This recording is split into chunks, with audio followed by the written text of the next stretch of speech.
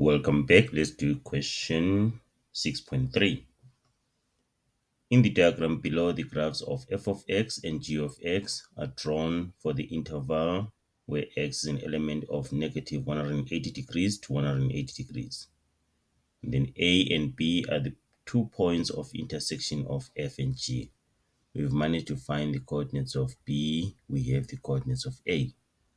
We are asked to write down the range of 2 of g of x.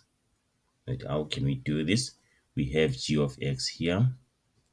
So g of x is equal to 2 sine 2x. Then what's the range of g of x? The range of g of x is y is from -2 to 2. Right, -2 included and 2 included, because from the value of a there, we can see that the maximum value is 2, and then the minimum value is -2. Or you can write it like this and say y is greater than or equal to -2, but y less than 2. But now we haven't answered the question here. We want the range for 2 g of x. So 2 g of x is like 2 times 2, 2 sine 2x. Meaning that 2 g of x, it should be 4 sine 2x. So this 4 here means that the maximum value is now 4. The maximum value is now 4, and then the minimum value is -4. The minimum value is now -4. Okay, that's what it means.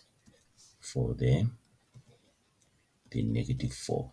Therefore, the range is y is an element of from -4 to 4. -4 included and 4 included.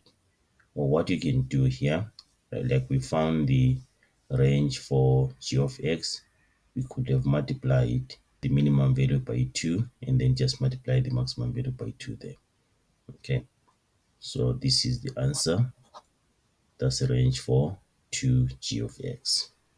You have to remember the effect of parameter a for the function g of x is equal to a sine kx.